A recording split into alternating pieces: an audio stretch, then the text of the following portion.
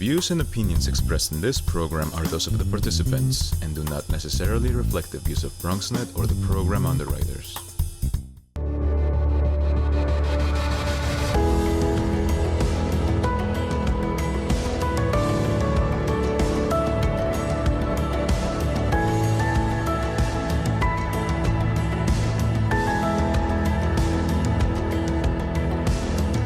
Welcome to Your Health Matters. I'm Liz Burrell-Huss, Director of Health Equity Programs for Montefiore Health System.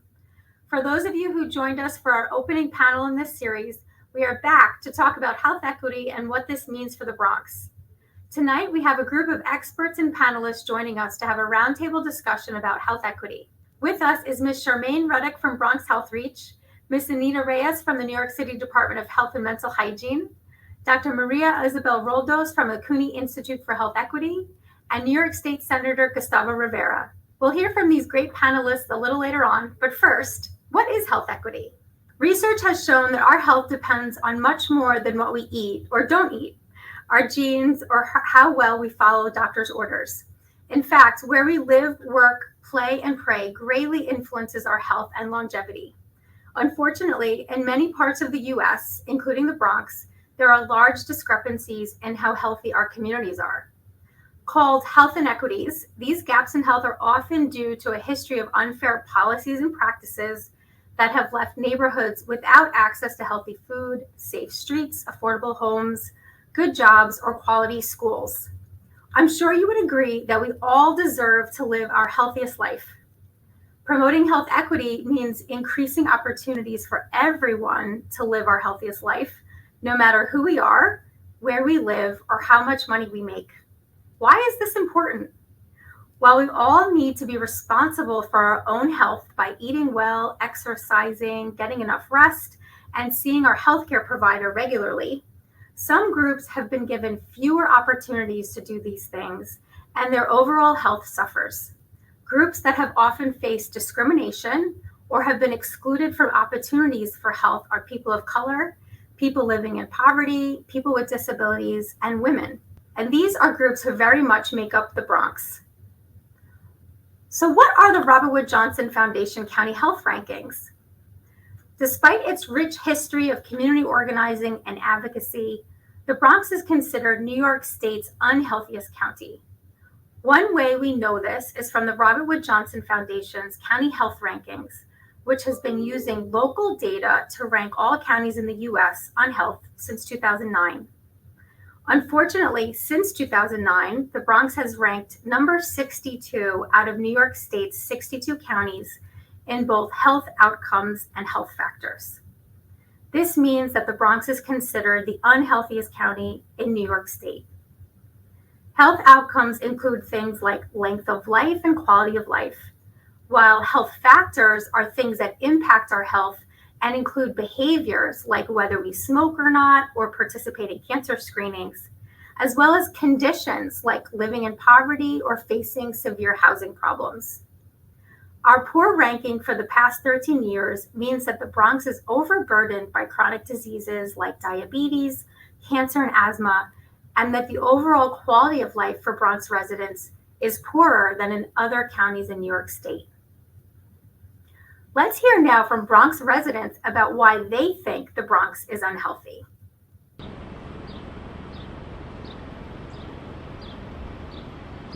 Las personas, según su edad y a los niños, se descuidan y tienen que saber lo que alimenta y lo que no alimenta.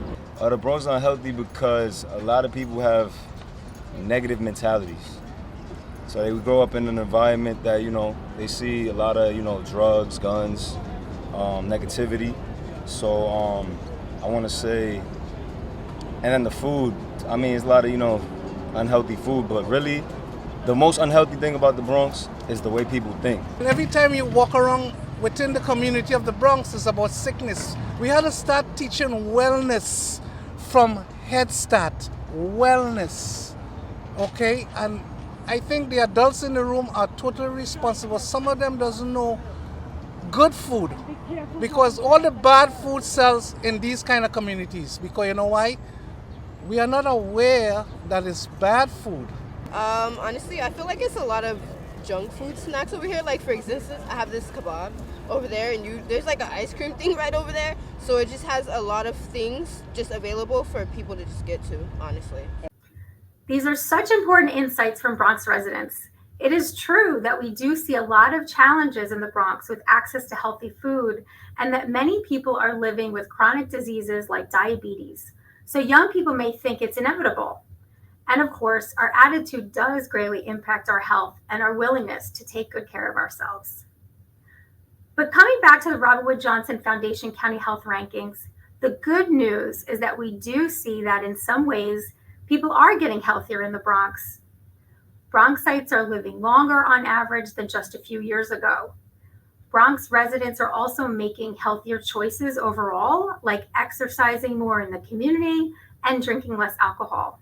This is exciting because it lets us know that Bronx residents are becoming more invested in their health, and also that health programming like that offered through Montefiore is working. However, according to the county health rankings, we are not really seeing positive movement in big socioeconomic factors like the percent of children living in poverty, those facing severe housing problems, or the high school graduation rate of the Bronx. Let's hear now from Bronx residents about what they think can help solve this issue.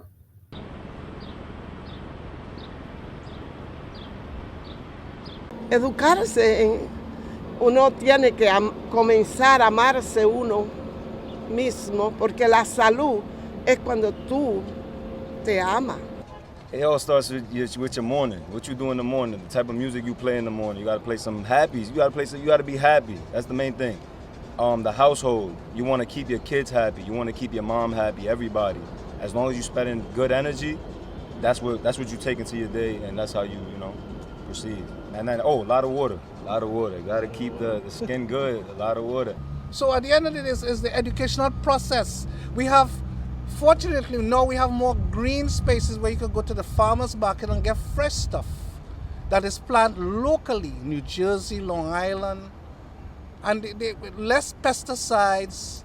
But what I'm saying is the discussion always have to be about wellness, because we have too much sickness. And you know what? They tell you, well, if your father had diabetes, you have the right to accept that you're going to get diabetes. That's unacceptable. More healthy restaurants around. There's not very many. Like, you have to go so far just to get a healthy restaurant. Like, literally you have to go to Manhattan to get a salad bar. So it's like, I think you should have more options of healthy restaurants around.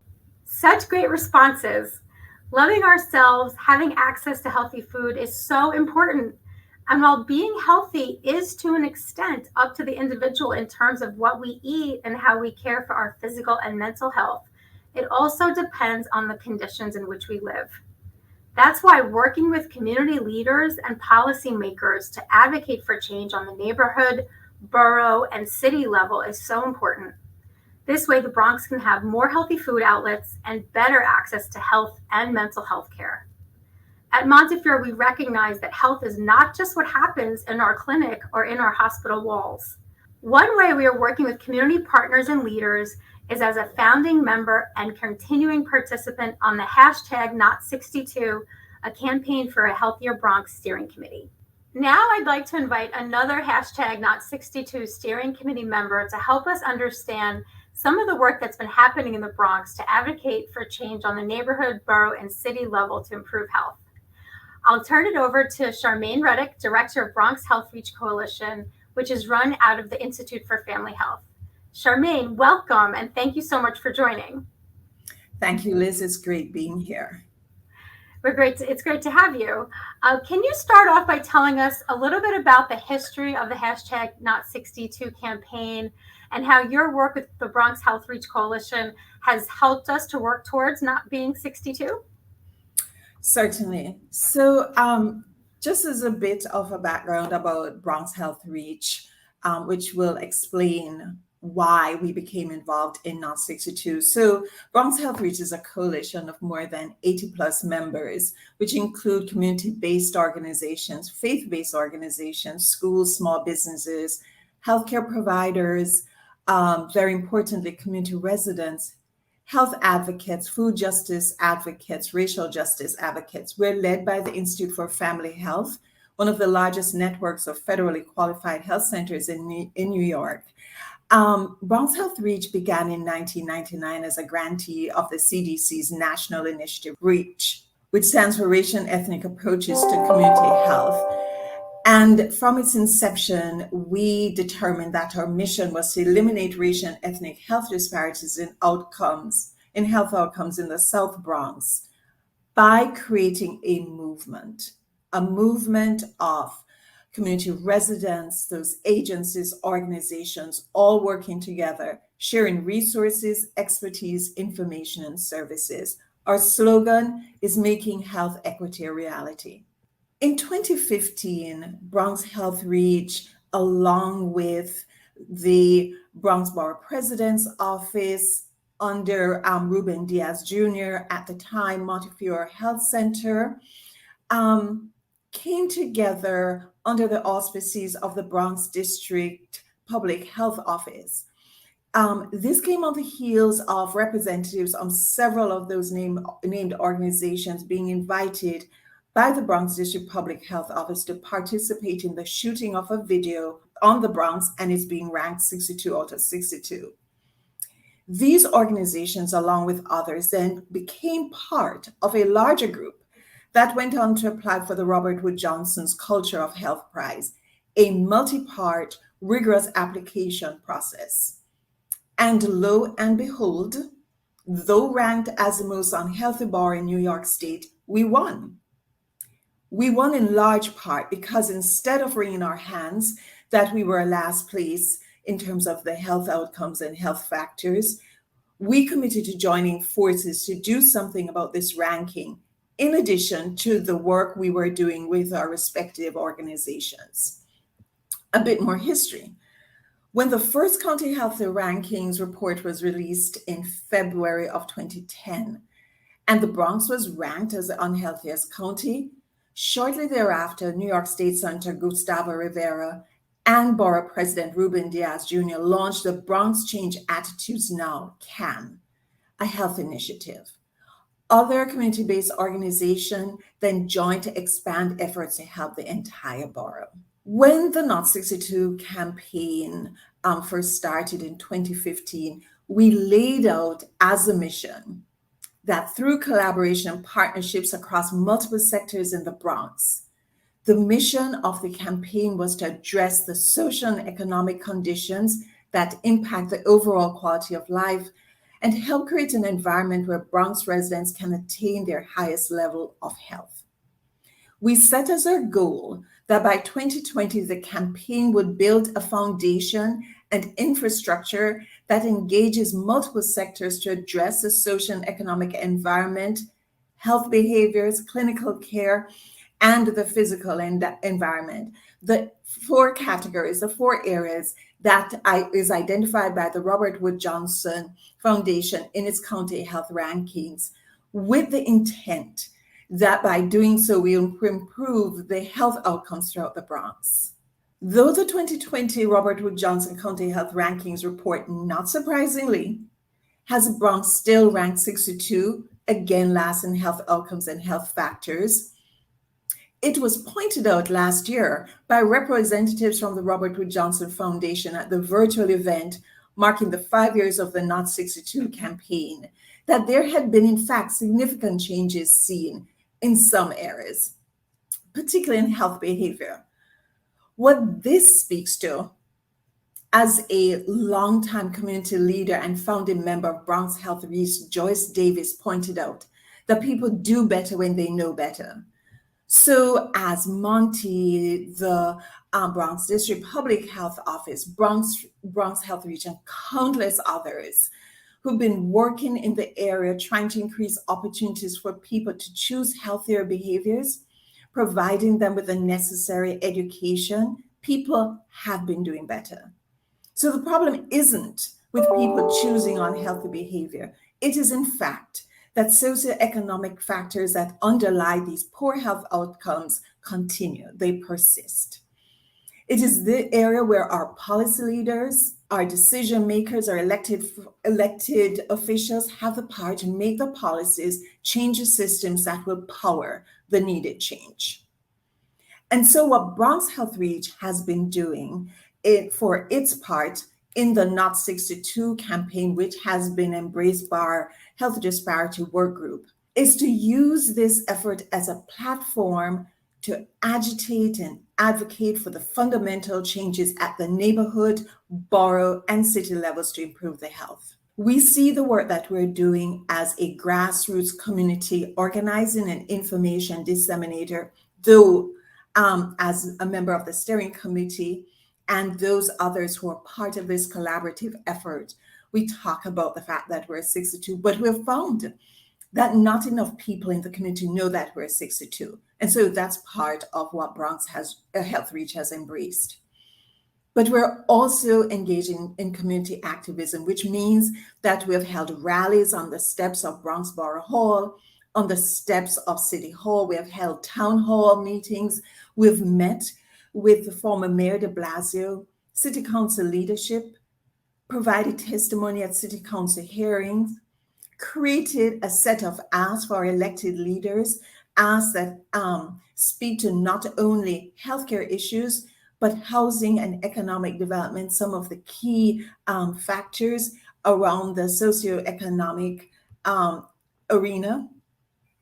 And we've even said that in order for us to come out of being 62, in order for us to dislodge the Bronx from Bronx in its 62 ranking, that they may want to consider that the Bronx needs a Marshall Plan. As of last year, the Not 62 Steering Committee has started looking at what its next 5-year strategic plan should look like. What we do know is that we are committed to fundamentally changing the conversation around improving the health and well-being of Bronx residents. That idea is what's fueling the 5-year strategic plan that we're working on and that will inform our next 5 years. Finally, as a founding member of Not 62, the Campaign for a Healthy Bronx, Bronx Health Reach Coalition is proud of its efforts to serve as a model of community empowerment that demonstrates how to build healthier communities. We do this, like so many of our partners, by promoting primary prevention through health education, increasing opportunity for people to live healthier lives, advocating for the necessary policy, systems, and environmental changes that leads to a transformed community that supports health and wellness. Thank you. Thank you so much, Charmaine, for your commitment to the empowerment of the Bronx and your continued work with multiple stakeholders to improve health. Now I would like to introduce Ms. Anita Reyes, Assistant Commissioner of the Bureau of Bronx Neighborhood Health. Anita, thank you for joining us today. Thank you for having me.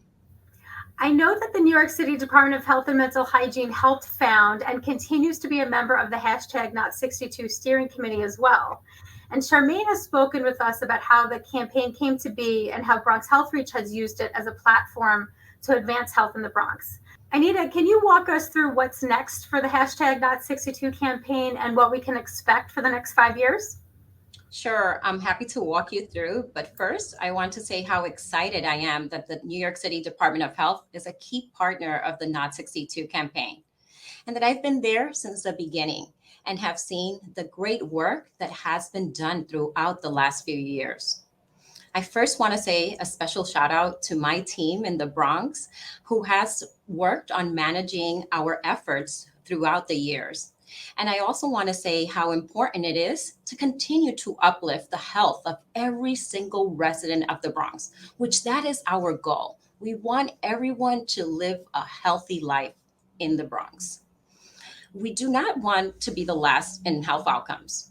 We do know that it's going to take work for all of us to work together to be Not 62. And therefore, we want to collectively work on efforts that can help improve the health of the Bronx. And when I say collective effort, we're going to start by lifting up slowly every person that lives in the Bronx health. And that means like working with this great coalition to make sure that everyone is involved in their health and in advocating for what they want. So with that, I want to say that the health department, along with our partners, is working to first expand the coalition. How can we work with multi-sectors? And that means academic, medical institution. We're working with Montefiore and other hospitals in the Bronx.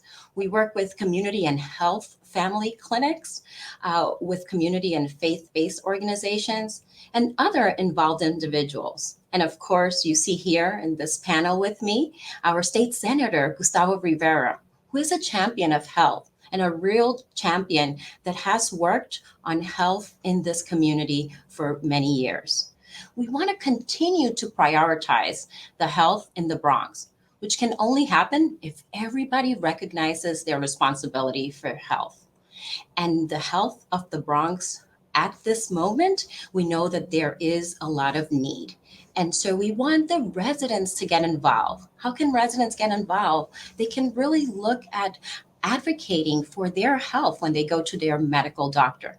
We want to make sure that in the community, we're working together to identify what are the structural inequities, what are the things that were preventing us from being healthy, and try to advocate, work together with organizations, work together with the elected officials and city agencies to make changes to our community. We also, at the health department, want to make sure that we increase accountability. And how are we doing that? The Department of Health has been able to bring on a chief medical officer that's going to look at the different ways that the medical institutions can help address these issues. And so I'm personally very excited about all the good things that we are doing and look forward to its future in the next 5 years. Thanks so much, Anita, for providing this overview and inspiring us with what feel like ambitious but doable goals for the campaign. Now I would like to invite Dr. Maria Isabel Roldos, Director of the CUNY Institute for Health Equity and Associate Professor of the Department of Health Sciences, School of Health Sciences, Services and Nursing, to speak with us about other ways we can use data to promote health equity and to highlight the positive health trends that she is seeing in the Bronx community. Dr. Roldos, thank you for joining us today. Can you start by telling us about your work? Yes, thank you so much to everybody part of this workshop for this invitation. I would like to first start by acknowledging everybody in this panel and certainly highlighting the importance of doing collaborative work if we're thinking of changing population health. I'm here representing CUNY's Institute for Health Equity. And the work that I'm going to present, it's a collaborative work between scientists and scholars at our institute, Dr. John Oroseman and Dr. Talita Fortunato Tavares. We have worked together for the last year and a half, and we really wanted to understand this 62 position of the Bronx by looking at data. So we are scientists, we're health disparity scientists. We are in the business of trying to understand the causes that create health outcomes or differences in health outcomes between different populations. Something that was said earlier that I think is imperative to highlight is that when we're talking of health disparities in health outcomes, we're not only talking about inequality in income, we're talking about inequality in access and opportunities. And the limitations or the inequality in the access to opportunities is one of the root causes to health disparities, whatever that outcome may be. So unfortunately, the Bronx has been labeled with this non-62 county of New York State. So we decided that we wanted to look at this from a different perspective. We wanted to look at data and hardcore data, and specifically looking at the county rankings data to understand the longitudinal trend to premature mortality and years of potential life loss. So these are two very robust health outcomes when we're looking at disparities in health. One is why people are dying, and the second is why are people dying prematurely. And in order to understand the trend, we can't just do this every year. So just to kind of mark a little difference with the information that was presented earlier, that information looks at the county every year, like 1 year at a time. And it looks at every year that it looks at that information, it looks at the data that was the year prior. We have done something that is a little bit different. We decided to look at 10 years of data and say, how does the trend, how does that line look over time? And we decided to look at it from 2011 to 2020 to prior COVID-19, so that we can understand really where is the trend. And we asked ourselves a very important question, which is the question of prevention.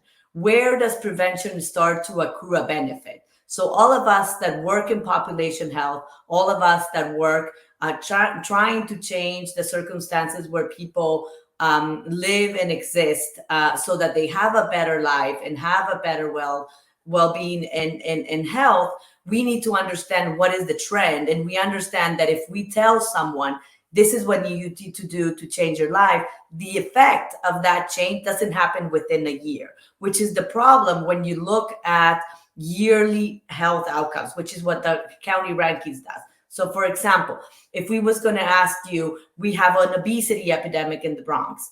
We say, okay, we have an obesity epidemic in the Bronx, and we change the way that we present food in supermarkets.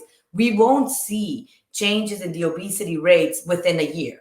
It will take at least 10 years or 15 years for a whole generation of children to change the way that they behave and for those rates to actually start to decline in terms of obesity. So that is the background of this work that I'm going to present. So we decided to look at the county rankings data, and we looked at those two outcomes, but we not only wanted to look at the outcomes, we wanted to look at the risk and protected factors. And I want to take a second to really think about what I just said. So when I'm talking about risk and protected factors, some of them are already understood in the literature and in the background information that we have, that they're risky to have a worse outcome. They present a disadvantage when we're looking at health outcomes. But there's many there that are neutral. You know, that your race, your ethnicity, your community factors, your access to healthcare actually can be perceived as protected factors to a health outcome. So we didn't assign any value to risk and protected factors, but we did select 19 risk factors that were associated to the health outcomes that I described earlier, premature mortality and years of potential life loss. And we wanted to look at it only for the Bronx, but we also wanted to understand how does these risk factors and health outcomes compare to the rest of the counties in New York State. So the unit of analysis with the counties, and the focus was on the Bronx in comparisons by itself, but it also in comparisons to all of New York State's counties. We also wanted to do comparisons between rural and urban counties in the state. So after all this analysis, what we end up finding was that the Bronx is, when it comes to the trends from where is it coming, is actually in the top 5 counties in the state. So when I look at the counties and I said, what are the 5 counties with the sharpest decline on premature mortality? The Bronx ranks 4th. The first county is Hamilton County, which is a very small county in upstate New York, Kings County, Manhattan or New York, the Bronx, and Queens. So it's not surprising that we have 4 of the 5 counties of New York City as having the decreases in trends in the health outcomes. And then when I looked at the counties with the sharpest decline in premature mortality, according to years of potential life loss, which is actually the younger populations that are dying, not because of age, but because of disease, we found that the Bronx was 2nd in this ranking. Queens was 1st, Bronx was 2nd, New York was 3rd, Queens and Lawrence in that order. In the contrast, what we found is that the counties that actually had increasing trends, meaning that people were dying at a higher rate of and prematurely, are in upstate New York, and they're actually rural counties. Schumann County, Warren, Chimango, Chaltenagua and Seneca for premature mortality, and for years of potential life loss, many of those same counties, in addition to Orleans and Chenier counties. So that is very inspiring to see. So this is kind of when you will start to look at data and you understand that prevention is kind of that runner that is coming from behind, that it takes time for prevention to accrue so that we can actually start seeing changes in the way, in the actual recording of a metric of health. We later decided to explore this data a little bit further and wanted to look at how the risk factors bundle or start to get together as counties independently of the counties. So what we try to do is let the variables, the risk factors, associate by themselves and find who is similar to them according to the counties. And what we found was that the New York State has 4 clusters, just by seeing how the counties behave. And these clusters represent what are the counties that have similarities in terms of the risk and protective factors, meaning the populations look similar, the risk and behaviors are similar within those counties. So the Bronx end up being in cluster 4. Who is in those clusters 4s? The 5 counties of New York City, not surprising, all urban counties. But what we found, which was also very inspiring, is that the counties that were in cluster 4 were the most racially and ethnically diverse. And all the variables that have to do with opportunity, like medium household income, percentage of children in poverty, households with single parent households, high school graduation rates at some college, percentage of housing problems, percentage of air pollution, percentage of unemployment, percentage of PCR rates, percent of uninsured, percent without obesity, percent of smoking, percent of physical inactivity, adults with diabetes, and percent rural. The Bronx was doing, the trend is positive in all those directions. So with the exception of 2 of the risk factors have shown that the Bronx still needs work in terms of the trend. The trend is indicating that the trend is not improving. All the other factors that I described, the trends are improving. The 2 trends that are not improving in the Bronx are violent crime and adults with diabetes. Those are the 2 risk factors that our research show that the trends are actually not only they're not improving, they're actually getting worse in the last 10 years. All the other factors, the Bronx is doing better. So the other clusters that we had, it's mixed. But more importantly, what I wanted to kind of finalize my presentation is really to leave you with the message that one can look at a county and one can make assumptions of the population that lives within that county, but that is only in comparisons to other risk factors, that is only in comparison to other health outcomes, and is only in comparison to the other counties. And looking at anyone in a single moment is significant because it gives you some information, but it's most likely when you will receive more information if you're able to look at a county or a population over a period of time to determine where the trend is going to make the necessary course corrections. And with that, I will pass on to the next speaker. Thank you so much. Thanks very much, Dr. Roldos, for your interesting work and your continued focus on translating your research to help us have a better understanding of the health issues of the Bronx. I'd like to now invite New York State Senator Gustavo Rivera, who is chairman of the Senate Committee on Health. Welcome, Senator. Given what we learned here today about the health of the Bronx, areas where we are improving, but also the fact that we are still number 62, can you walk us through how you envision the Senate prioritizing the health of Bronx residents? Where do we go from here, and how can Bronx community members help? Absolutely. Well, first of all, thank you for the introduction, but thank Montefiore and BronxNet for this great collaboration on creating this series. So it is clear from everything that we've heard from Dr. Roldos and everyone else that we still have a lot of work to do. And first of all, we have to understand that there are several factors that contribute to why Bronx residents have poor health. And we've already kind of talked about this, but just to underline a couple, I mean, our residents are surrounded by conditions that make having a healthy lifestyle and making healthy choices a challenge. And so it will take one of the things that we have to accept is that all of this stuff is long term. There's nothing that we can just snap a finger and change. So it'll take effort from all of us, from community members, but certainly from healthcare providers, from elected officials, and all of us to get rid of some of these barriers and eliminate these existing health disparities. So the hashtag Not62 campaign certainly has been an effective tool in promoting the importance of a healthy lifestyle here in the Bronx. But we still have a lot of stuff to do, and we all have our particular area of responsibility. So in my case, I am a legislator, so I carry various pieces of legislation. I've been passing various pieces of legislation that address different issues around Bronxites' health, and let's talk about a couple. I passed a bill last year that caps insulin prices at $100 per month, and I have one that I passed in the Senate, and I am working to pass in the legislature this year to get signed by the governor that will actually further reduce the cost to $30 a month. And that's an incredibly important piece because we have so many folks who are diabetic and who have issues of being able to afford their insulin, which, as we know, is a medicine that is life-sustaining. So it's absolutely essential. We also have many people in the Bronx who have asthma. It's very prevalent in the Bronx, and we've hosted a series of asthma-focused roundtables. Union Community Health Center was very helpful in that. Monty has been part of them as well.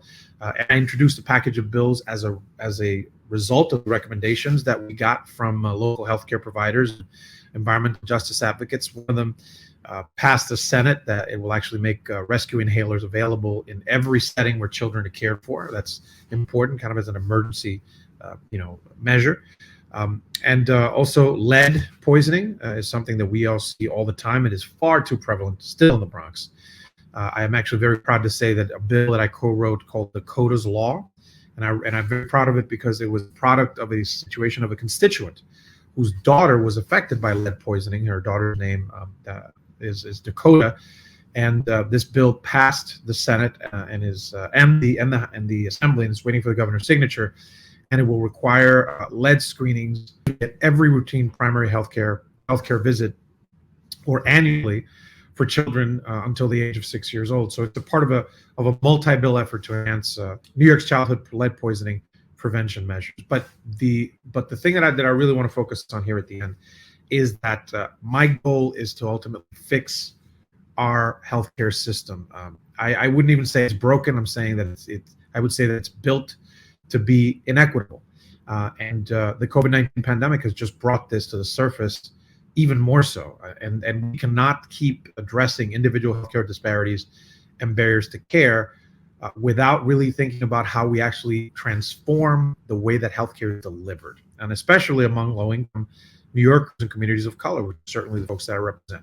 That's why I sponsor a bill called the New York Health Act, and it's the only plan out there that is really it is about attaining health equities and addressing shortfalls brought into focus by this crisis. It does so by guaranteeing universal health care to every single person. It will address a broad range of structural issues, which have been, as I stated earlier, heightened by the pandemic and just shown to be so much worse by the pandemic. It will help to reduce pre-existing chronic conditions. I mean, if you have access to primary care, then it means that people can identify conditions like asthma, like diabetes, as I mentioned earlier. They can identify them earlier, and they can care for them earlier, and they don't have to worry about going broke because they're getting these conditions treated. So this is a single payer system in the state of New York. It is possible. It is necessary. I believe it is an obligation. And I will certainly and will continue to work to make that a reality, and will certainly have an impact across the state, but for every single Bronxite, because I just believe that if you're a human, you should have access to healthcare, and that's what we're trying to do. So lastly, I'll finish with this. So how can Bronx community members help? Individually, we can certainly, as we talked about before, we can try to make embrace healthier lifestyles, like by doing slow changes in our own individual actions, but that's only a small part of it. We have to actually, it is my responsibility to fight for legislation.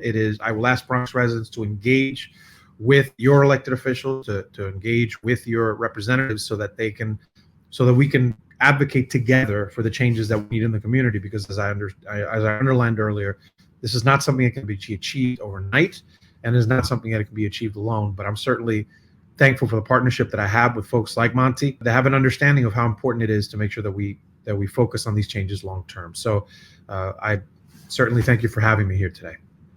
Thank you, Senator Rivera, Dr. Roldos, Charmaine, and Anita, for sharing your time, expertise, and your vision of a healthy Bronx with us. Thank you, Liz. It was a pleasure. Thank you to our community for tuning in tonight. I'm Liz Perel-Huss, Director of Health Equity Programs at Montefiore. See you next time.